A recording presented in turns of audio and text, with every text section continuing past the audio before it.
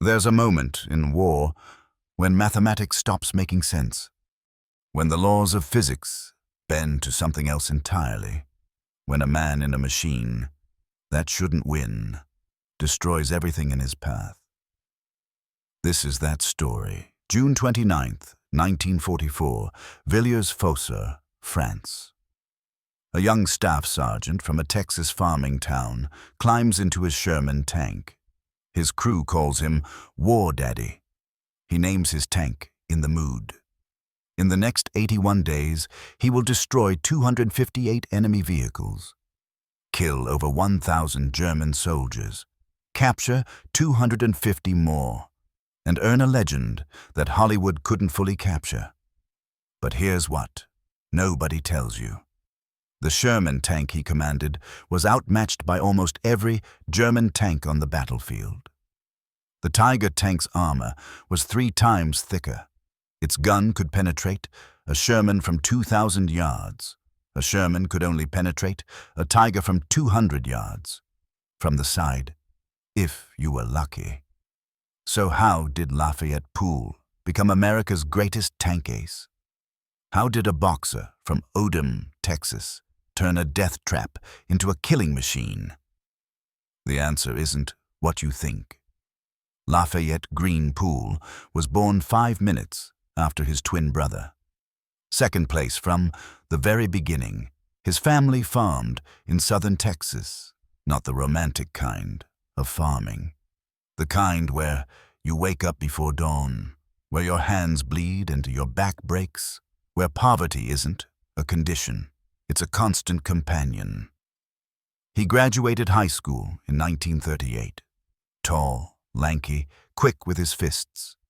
He won the sectional 165-pound boxing championship. They wanted him to go to the Nationals, to Chicago, to compete for glory. He said no, not because he couldn't fight, but because he'd learned something. In the ring, you don't win by being the strongest. You win by being the smartest, by seeing the opening before your opponent knows it exists. June 13th, 1941. Pool enlisted.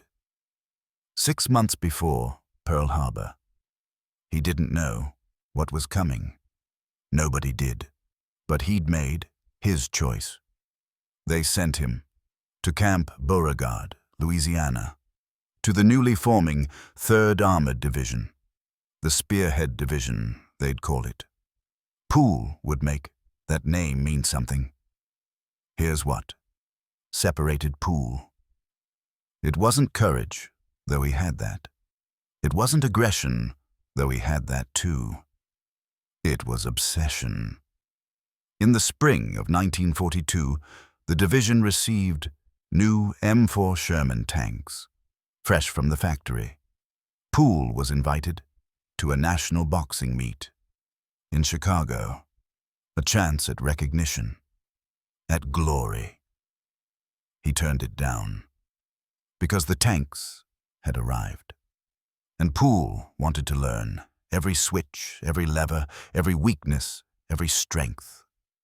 Boxing wouldn't kill Germans, he said. Training would. For 2 years, he trained in the California desert at Fort Indiantown Gap in Pennsylvania, when his commanders offered him officer candidate school, a commission as second lieutenant. He refused. Officers lead from maps. Pool wanted to lead from a tank. September 1943, the 3rd Armored shipped to England. Pool was staff sergeant now. Not an officer, just a tank commander, with a crew he'd handpicked. Corporal Wilbert Richards, the driver. They called him Red. Quiet, steady, could feel the tank's every movement. Could reverse blindfolded if Pool needed him to. Private First Class Bertrand Close, co-driver and bow gunner. Schoolboy, they called him. Young, sharp-eyed, never missed. Corporal Willis Aller, gunner. Groundhog. He saw all of France through his gun sights. His face wore the permanent imprint of tanker's goggles, always pressed to that sight, always ready. Technician 5th grade, Delbert Boggs, loader. Jailbird.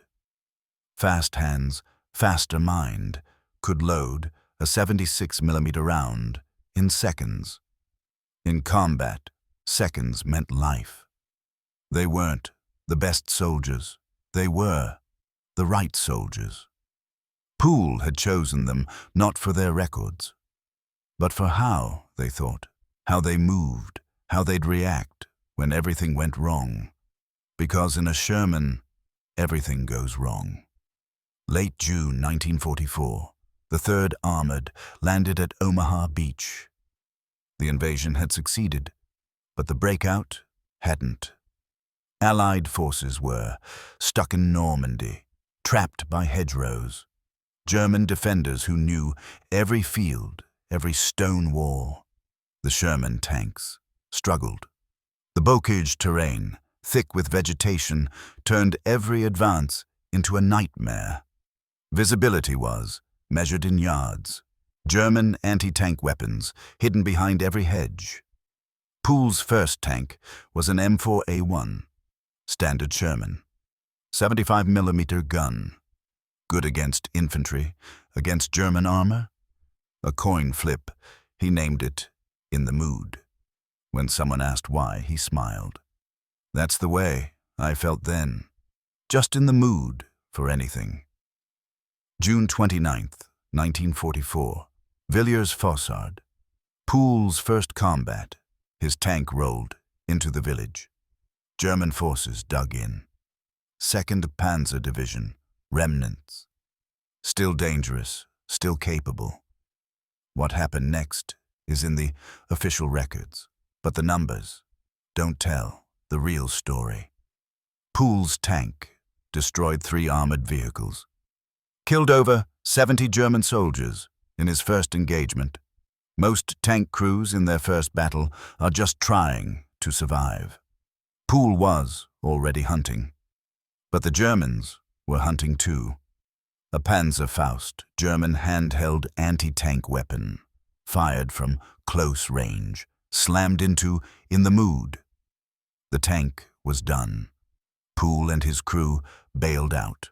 All survived. One day, in combat, 1 tank destroyed. Most men would be finished. Pool asked for another tank. July 1st, he got it, an M4A1 with a new 76mm gun, better penetration, better range. Still called In the Mood. No suffix, no number. Same name, same mission. This is where the story changes. Because Pool didn't use his Sherman like other commanders. He'd figured out something crucial, something that turned physics itself into his weapon. The Sherman couldn't penetrate a Tiger from the front, couldn't even penetrate a Panther. But Pool realized you don't fight the tank you can't kill, you fight the commander inside it. Here's what he did. Pool would position his tank forward, exposed, drawing fire, making himself the target. While his tank took fire, he'd spot the enemy position. Then he'd call in artillery or maneuver his platoon for a flank shot. But more than that, he understood something about human nature. Tank commanders who think they're winning make mistakes. They get aggressive. They expose their flanks. Pool would trade paint for position, take a hit to his armor, to draw the enemy out of cover. It's not courage, it's calculation. The Sherman's armor could take some punishment, not much, but some. Pool would use that cushion, would trade survival margin for tactical advantage. And there's something else. Something in the official records. In 21 major engagements, Pool led the column. First tank, always. Most commanders led from the middle. Safer, better visibility, room to react. Pool led from the front because the first tank sees the enemy first, gets the first shot. And in tank combat, the first shot is often the only shot that matters. Operation Cobra, July 25, 1944. The American breakout from Normandy. Massive aerial bombardment, over 3,000 tons of bombs. Some fell short, killed American soldiers, but the German defenses were shattered. The 3rd Armored spearheaded the advance. Pool's tank led his platoon through the breach into open country. The hedgerows were behind them. Now it was a race. Pool's crew developed a rhythm, a deadly synchronization. They didn't need words. Ola would spot a target, his foot on the firing pedal, before Pool could call it out. Boggs would have the next round loaded, before the first had hit. Richards drove like he was part of the machine, could feel when Pool needed to advance, when to reverse. Close worked the bow gun, covered approaches, watched for infantry. They moved like a single organism, one mind in 5 bodies. August 1944, the race across France. Patton's Third Army broke out. German forces in retreat. But retreat doesn't mean beaten. Retreat means desperate, and desperate men are dangerous. Pool's tank encountered a column. German armored vehicles, half-tracks, armored cars, not tanks, but still deadly. The column had spotted them, began taking positions. Pool did something most commanders wouldn't. He ordered his column to continue, while he turned alone. To face the German force, 1 Sherman against an enemy column.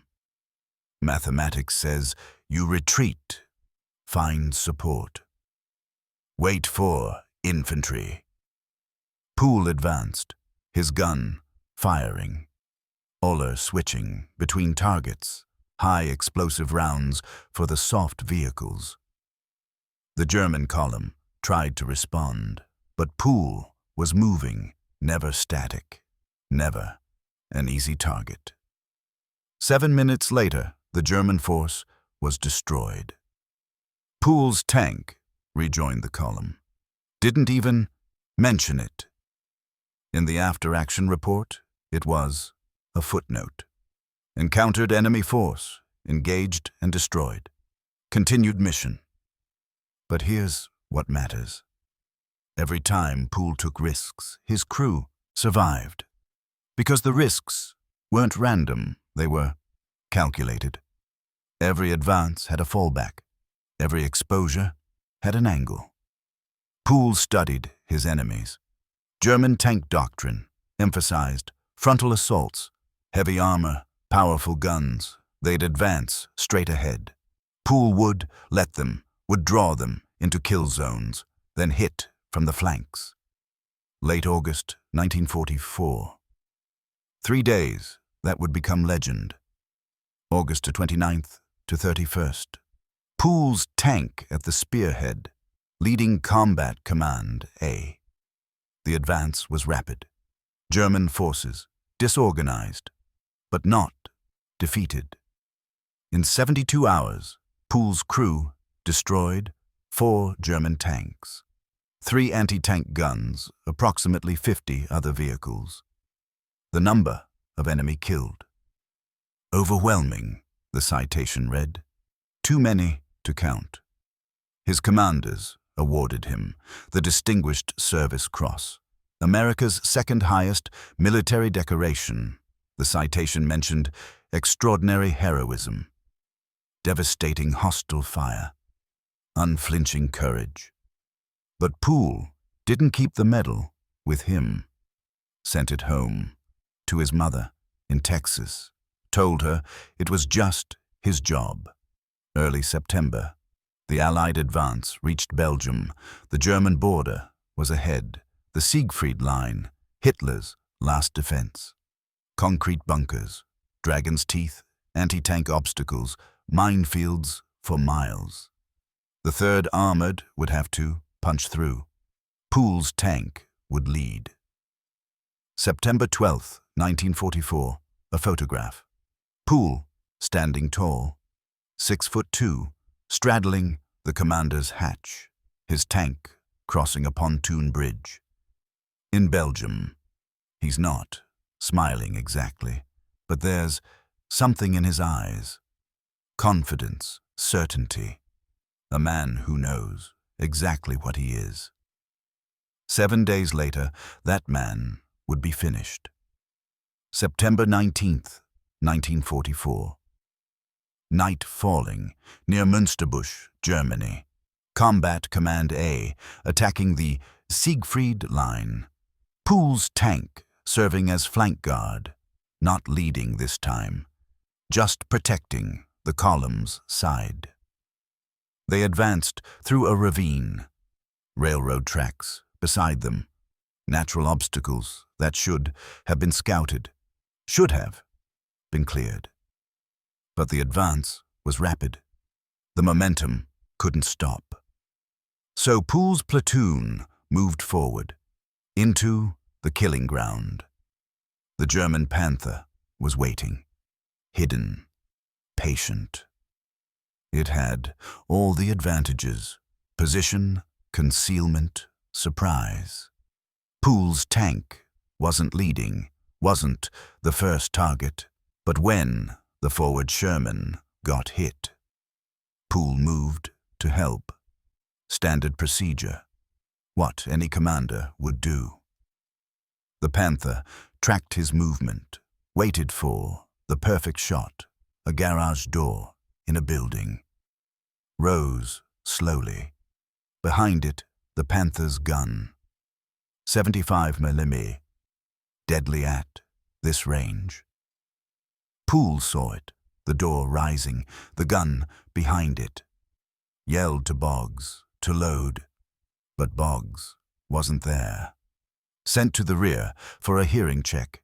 The replacement loader panicked, tried to shove the 76 mm round into the breech, jammed it. The gun was useless. Pool yelled, "Back up, baby!" But Richards couldn't move. Fast enough, the tank was positioned poorly. On a ditch edge, unstable ground. The German round hit the turret, tracer visible.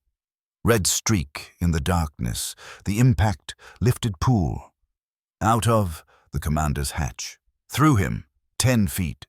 He hit the ground, tried to run. His leg folded under him. A shell splinter had nearly severed his right leg, above the knee. The pain would come later. In that moment, training took over. Pool grabbed a morphine syringe from his vest, injected himself, then pulled out his pocket knife and tried to cut off the ruined portion of his leg. Nearby tankers stopped him, applied a tourniquet, called for medics. The Panther had achieved its mission. Pool's tank tipped into the ditch. The second round from the Panther hit again, flipped the Sherman, killed the replacement gunner, Private First Class Paul Kenneth King. Pool's war was over. 81 days of combat, from June 27th to September 19th, the most intense 81 days of the entire war. The surgeons at the field hospital tried to save his leg. Couldn't. The damage was too severe. 8 inches above the knee. They amputated. Told Pool he'd never walk the same. Certainly never fight. Pool survived, recovered, was fitted with a prosthesis. Most men would have taken discharge, gone home, lived on, their medals, their reputation. Poole did something different. He petitioned to return to the army, to the 3rd Armored. They told him, no, a one-legged man couldn't serve, couldn't fight. He didn't want to fight. He wanted to teach. In 1948, he re-enlisted, joined the Transportation Corps, later transferred back to the 3rd Armored as an instructor in automotive mechanics, teaching young tankers what he'd learned, how to keep your tank running, how to survive. He retired September 19th, 1960, exactly 16 years after the night he lost his leg. Chief Warrant Officer, 2nd class. Not a general, not a colonel, just a warrant officer who'd become the greatest tank ace America ever produced. Let's talk about the numbers, because the numbers don't make sense. 258 enemy vehicles destroyed, 12 confirmed tank kills, over 1,000 enemy soldiers killed, 250 captured. In 81 days, that's more than 3 vehicles destroyed per day, every single day, for almost 3 months straight. To put that in perspective, most tank crews in World War II never destroyed a single enemy tank. A tank ace, by definition, needed 5 tank kills. Poole had 12. But that's just confirmed, witnessed by other crews, verified by the brass. How many others?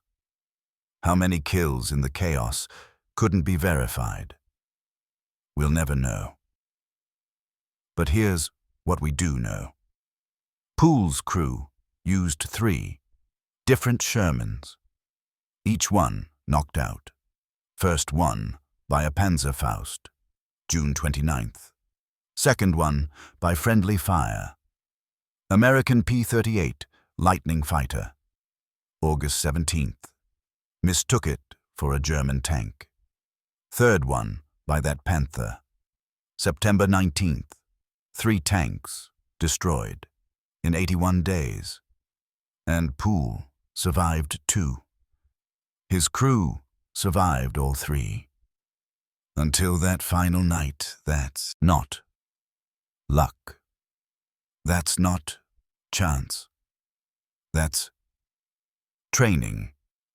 That's knowing when to advance, when to retreat, when to take the shot, when to wait. Other tank aces had higher numbers on paper, especially German aces. Michael Wittmann, 138 tank kills. Kurt Knispel, 168. But those numbers came over years, across multiple fronts, against tanks less capable than their own. Poole's kills came in 81 days, against an enemy with superior equipment, using a tank that was outmatched in almost every technical specification. That's what makes the story impossible and true. After the war, Poole returned to Texas, married Evelyn. They had 8 children, 4 sons, 4 daughters. He went to business college, became a preacher, $25 a week, coached Little League Baseball, lived a quiet life. In 1970, tragedy struck here. His son, Captain Jerry Lynn Poole Sr., U.S. Army, 5th Special Forces Group, missing in action in Cambodia. The helicopter extracting his team was hit, exploded in midair. Jerry Poole and 6 others killed instantly. Lafayette Pool, who'd survived 81 days of the most intense combat. who'd killed over 1,000 enemies, who'd been blown from his tank, who'd lost his leg, had to bury his son. He never spoke much about the war. His family said he didn't like to remember, didn't want the recognition, didn't want the attention. In 1991, May 30th, Lafayette Pool died in his sleep in Killeen, Texas. He was 71 years old. Buried at Fort Sam Houston National Cemetery in San Antonio. His gravestone mentions the medals: the Distinguished Service Cross, the Legion of Merit, the Silver Star, the Purple Heart, the French Croix de Guerre, the Belgian Fourragère, the Légion d'honneur, but it doesn't mention what he did in those 81 days, how he turned an outmatched tank into a weapon of legend, how he and his crew became unstoppable. The movie Fury. Brad Pitt plays a character.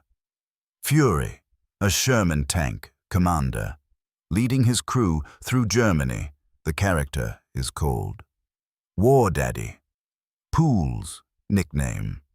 The film's producers acknowledged Pool's story inspired the character, but the movie gets it wrong in crucial ways. The movie Fury is trapped, surrounded, fighting a last stand, heroic but defensive, reactive. Pool was never trapped, never defensive. For 81 days he was the aggressor. He was the one hunting, the one attacking, the one who couldn't be stopped. The movie shows a Sherman crew surviving. Pool's story is about a Sherman crew dominating. There's a question that everyone asks. How did he do it? How did a farm kid from Texas in an outmatched tank become America's greatest tank ace? The answer is in the details, the small decisions that added up to survival, to victory. Pool positioned his tank to draw fire, but he positioned it where fire was survivable, never truly exposed, always with an exit. He studied enemy tactics. German tanks were powerful, but they followed doctrine, predictable patterns. Pool exploited those patterns. He trained his crew to think, not just obey. When something went wrong, and in combat, something always goes wrong. His crew could adapt, could react, could survive. He led from the front, not because he was fearless, but because leadership is about being present, being where your men can see you. He refused promotions, stayed with his crew, because he understood trust. You can't build trust from a desk, from a headquarters. You build it in the tank, in combat, where trust means life. Most of all, Pool understood something fundamental about war, about combat, about the difference between survival and victory. You don't win by having the best equipment, by having the most firepower, by having every advantage. You win by being smarter, by seeing the battlefield differently, by turning your weaknesses into someone else's nightmare. The Sherman tank was outmatched. Everyone knew it. The Germans knew it. The Americans knew it. Pool knew it. But Pool also knew that a weapon is only as dangerous as the person wielding it in the right hands, with the right crew, with the right tactics. An outmatched Sherman could kill tigers, could kill panthers, could kill anything. For 81 days, Pool proved it, every single day, until that final night, when the mathematics finally caught up. But even then, even on September 19th, when the Panther got him, Pool's crew mostly survived. Richards survived. Close survived. Ola survived. Only the replacement gunner died. The one man who hadn't trained with Pool, who didn't know the rhythm, the synchronization, that tells you everything about why Pool's crew was different, why they survived, why they dominated. Today, the Sherman tank is remembered as a workhorse. Reliable, numerous, but outmatched by German armor, inferior in direct combat. But that's not the whole story, because in Pool's hands, the Sherman was something else. It was a precision instrument, a weapon of mathematics, of angles, timing, positioning.